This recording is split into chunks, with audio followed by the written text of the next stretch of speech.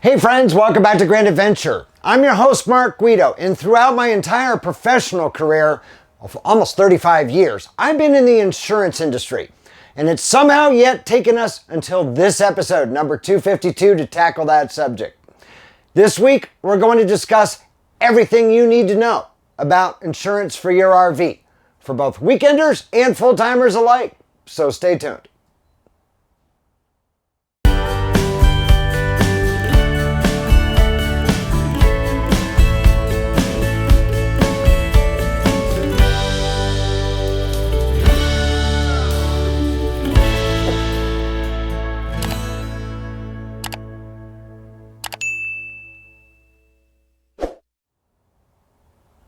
In this episode, we're going to explain how to understand your insurance policy, RV policies for weekend campers, RV policies for full-time RVers, and common misunderstandings and misperceptions about RV insurance.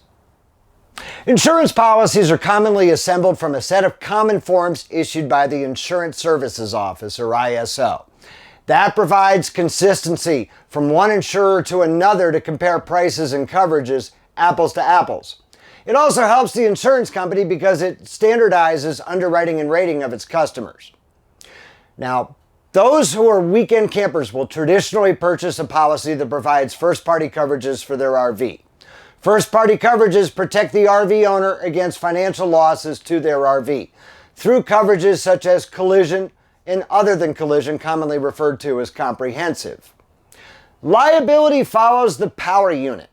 So if you have a towable RV, the liability coverage is coming from your tow vehicle as you're driving down the road. Whereas motorhomes are self-contained. They have their own engine, they have their own drivetrain, they have their own transmission.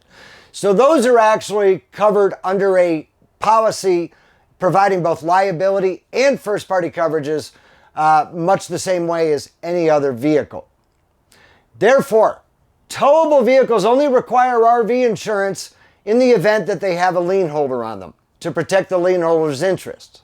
Whereas a motorhome actually does require an RV policy in any state that requires mandatory liability coverages. Even so, you'd be taking an awfully big risk. How many tens of thousands of dollars did you spend on your RV?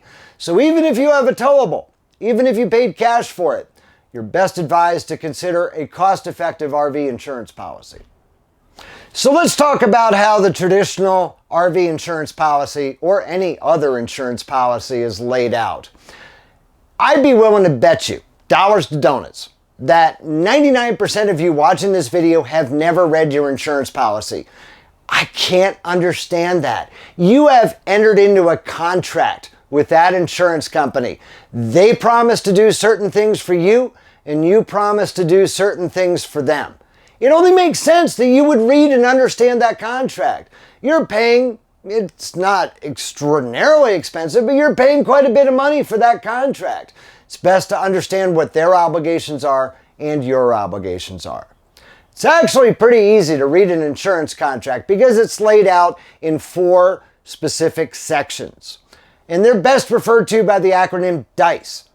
That stands for D for the declarations page, I for the insuring agreement, C for the conditions, and E for the exclusions.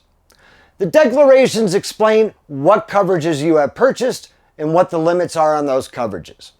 The insuring agreement is where the insurance company promises to do certain things for you, subject to C, the conditions. Those are the things that you agree to do for the insurance company. And E, the exclusions. What specifically the insurance company has declined to cover under the terms of that insuring agreement. Now, if you're a full-time RVer, those policies differ somewhat from those issued to weekend RVers. So let's pause for a moment and explain the difference between the two.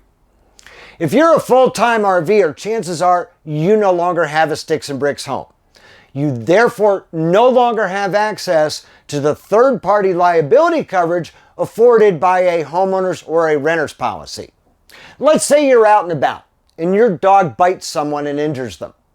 Let's say you inadvertently leave a trip hazard in your campsite and someone passing through trips over that hazard and injures themselves.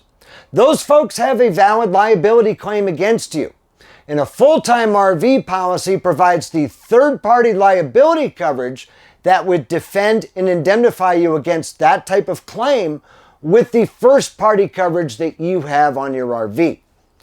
Realize that the liability coverage afforded under your tow vehicle or under your motorhome only applies when you're driving down the road. These circumstances that we just described do not arise out of you driving down the road. Therefore, they're not covered by the liability coverage on your tow vehicle or your motorhome. Also, pause for a second, almost forgot this. If you spend at least 150 nights in your RV per year, a lot of weekend RV policies consider you to be a full-timer. Therefore, you need to have full-time coverage whether or not you still have a sticks and bricks home. And if it's discovered that you misrepresented the amount that you use your RV at the time of your insurance application, your claim could be denied. Now, the best that we can tell, there are 4.5 insurance companies that issue policies specific to full-time RVers. Progressive, Geico, National Interstate, and National General. Now, I just said 4.5.